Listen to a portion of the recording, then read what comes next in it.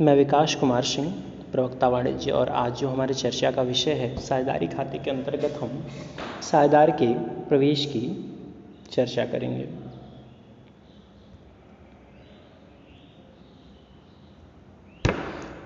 साझेदारी के प्रवेश के संदर्भ में भारतीय साझेदारी अधिनियम 1932 की धारा 30 के अनुसार नया साझेदार तभी बनाया जा सकता है जबकि समस्त विद्यमान साझेदार उसके प्रवेश के लिए सहमत हो। व्यक्ति जो फर्म में नया साझेदार बनाया जाता है वह साझेदार बनने से पहले फर्म के कार्यों के लिए दायी नहीं होता और ऐसे साझेदार को नया साझेदार कहते हैं। कहने का मतलब कि साझेदारी अधिनियम 1932 की धारा 30 के अनुसार नया साझेदार तभी बनाया जाएगा जब उसके प्रवेश के लिए जो विद्यमान साझेदार हैं सहमत हो और इसके प्रवेश से पहले के कार्यों के लिए नया साझेदार दायी नहीं होता। नया साझेदार तभी दायी होता है जब उसे नया साझेदार बना लिया जाएगा। ठीक है, तो साझेदार के फर्म में प्रवेश की क्यों आवश्यकता है? इसके अंतर्गत व्यापार के विस्तार के लिए अधिक पूंजी की आवश्यकता है तथा वर्तमान साझेदार उस पूंजी को लगाने में असमर्थ है। ठीक है, कि जब व्यापार के विस्तार के लिए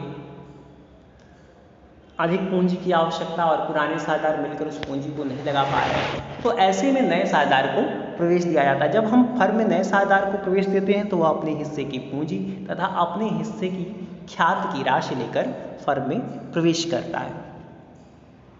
ठीक है, दूसरा है व्यापार के प्रबंधन तथा संचालन के लिए योग्य कार्यकुशल तथा प्रशिक्षित अनुभवी व्यक्ति की आवश्यकता है। व्यापार के संचालन के लिए कार्यकुशल योग्य प्रशिक्षित व्यक्ति की आवश्यकता है। तो ऐसे में इनसे संबंधित जो विशेषज्ञ हैं उन व्यक्तियों को साझेदारी में प्रवेश दिया जाता है या ऐसे व्यक्तियों को साझेदार बनाया जाता है। ठीक है, या इस परिस्थिति में भी साझेदार के प्रवेश की आवश्यकता महसूस की जाती है। तीसरा है जब साझेदारी में प्रसिद्ध तथा प्रभावशील व्यक्ति को प्रवेश देने से उसके प्रभाव तथा अच्छे संबंधों का लाभ उठाना चाहिए। जब कोई फर्म किसी प्रसिद्ध या प्रभावशील व्यक्ति को फर्म में प्रवेश देती है तो उसके साख के कारण से फर्म की साख भी बढ़ती है या फर्म के लाभ बढ़ते हैं, तो ऐसे व्यक्तियों को भी साझेदार बनाया जाता है। अगला है जब किसी साझेदार के अवकाश ग्रहण करने या मृत्यु होने पर उसके स्थान पर नए साझेदार की आवश्यकता है। ठीक है, तो जब किसी फर्म में कोई साझेदार अवकाश ग्रहण करता है या मृत्यु की दशा में उसके स्थान की पूर्ति के लिए नए साझेदार को प्रवेश दिया जाता है। साझेदार के प्रवेश के प्रभाव, जब फर्म में कोई नया साझेदार प्रवेश लेता है तो उसका क्या प्रभाव पड़ता है? इसके अंतर्गत है कि फर्म के भविष्यता लाभों में अधिकार। जब हम किसी नए साझेदार को फर्म में प्रवेश देंगे तो भविष्य में जो लाभ होंगे उसमें उनको हिस्सा देना पड़ेगा। तो इसके लिए एक उदाहरण देखिए, मान लीजिए ए और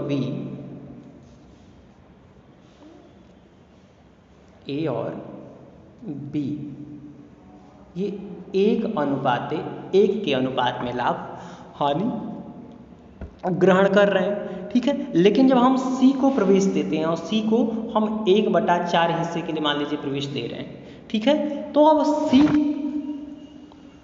को जब हम 1/4 हिस्से के लिए प्रवेश दे रहे हैं तो पहले सी के 1/4 भाग को काट कर अब जितना भाग बचेगा उसको ए और बी आपस में बांटेंगे। ठीक है, तो जब हम नए साझेदार को फर्म में प्रवेश देते हैं तो उसको भविष्य के लाभों में अधिकार देना होता है या भविष्य में जो भी अब लाभ हानि होगा उसमें उस साझेदार को भी हिस्सा देना होता है। फर्म की संपत्ति में अधिकार, तो आपने अगर नए साझेदार को प्रवेश दे रहे हैं तो फर्म की जो संपत्ति है उसमें भी नए साझेदार का अधिकार होता है। ठीक है, साझेदार के प्रवेश के समय समायोजन, जब किसी नए साझेदार को प्रवेश देते हैं तो उसमें किन किन समायोजनाओं की आवश्यकता पड़ती है उसके अंतर्गत हम आज चर्चा करेंगे। नए लाभ विभाजन अनुपात की गणना। ठीक है, तो नए लाभ विभाजन अनुपात की गणना करने के लिए फार्मूला है new share is equal to old share minus sacrifice share. कहने का मतलब नया शेयर निकालने के लिए पुराने शेयर में से हम उसके त्याग के हिस्से को घटा देते हैं, या पुराने नया शेयर की गणना करिए। मान लीजिए हम पुराने साझेदार के नए शेयर की गणना कर रहे हैं, तो उसके लिए हम उसका जो पुराना हिस्सा है उसमें से उस साझेदार द्वारा जो उसका त्याग का हिस्सा, जब उसको आप निकाल देते हैं तो आपको नया शेयर ज्ञात हो जाता है। ठीक है, अब इसके अंतर्गत देखिए एक कंडीशन है, पहला कंडीशन है जब पुराने साझेदार शेष हिस्से को अपने पुराने अनुपात में बांटते हैं। ठीक है, तो इस कंडीशन को हम एक उदाहरण की सहायता समझते हैं कि मान लीजिए ए और बी फर्म में साझेदार हैं जो 5-3 के अनुपात में लाभ हानि को बांटते हैं और सी को 1/4 भाग के लिए साझेदार बनाया जाता है, नए अनुपात की गणना करना है। तो ऐसे में हम क्या करते हैं, मान लीजिए जैसे कि एक सेब है, एक पूरा सेब है, ठीक है, और इस सेब में से सी जो आपका नया पार्टनर, उसको आप 1/4 भाग दे देते हैं। जब इसको आप 1/4 भाग उसको आप दे देंगे तो शेष भाग कितना बचेगा, 1 - 1/3। इसको आप हल करेंगे तो ये आपका आ जाएगा 3/4। ठीक है, तो इसी तरह से फर्म के कुल भाग को 1 मान लिया गया है और सी के हिस्से को जो आप निकाल देते हैं तो शेष भाग कितना बचा है, 1 - 1/4 बराबर 3/4 भाग। आगे देखिए, नए साझेदार के प्रवेश से पुराने साझेदार केवल 3/4 शेष भाग के स्वामी होंगे जो कि उनके पुराने लाभ वितरण अनुपात में बांटा जाएगा। ठीक है, कहने का मतलब कि जब आप सी को प्रवेश दे रहे हैं तो सी का हिस्सा 1/4 है और जब सी के हिस्से को 1/4 भाग आप निकाल दे रहे हैं तो बचा हिस्सा कितना है, 3/4।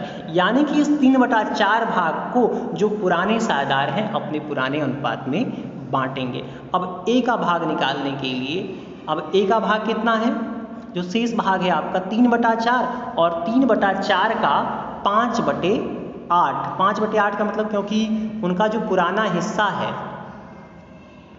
ए और बी का, जो पुराना हिस्सा है आपका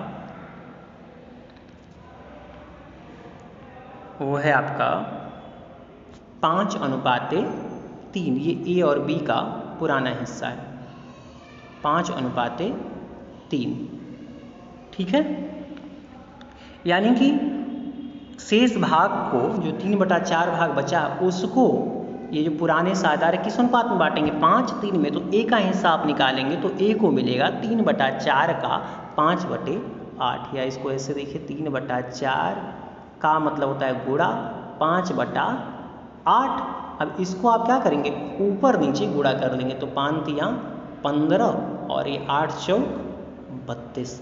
ठीक है, तो ए का भाग कितना होगा, ए को कितना भाग मिलेगा शेष भाग में से, 15/32 भाग। इसी तरह से आप बी का भाग निकालेंगे तो बी को मिलेगा 3/4, ये बचा हुआ भाग है, और बी का हिस्सा कितना 3 अब बटे अनुपाती योग 3 और 5 का 8। ठीक है, तो 3/4 का 3/8 आप निकालेंगे तो इसी तरह से 9/32 आ जाएगा।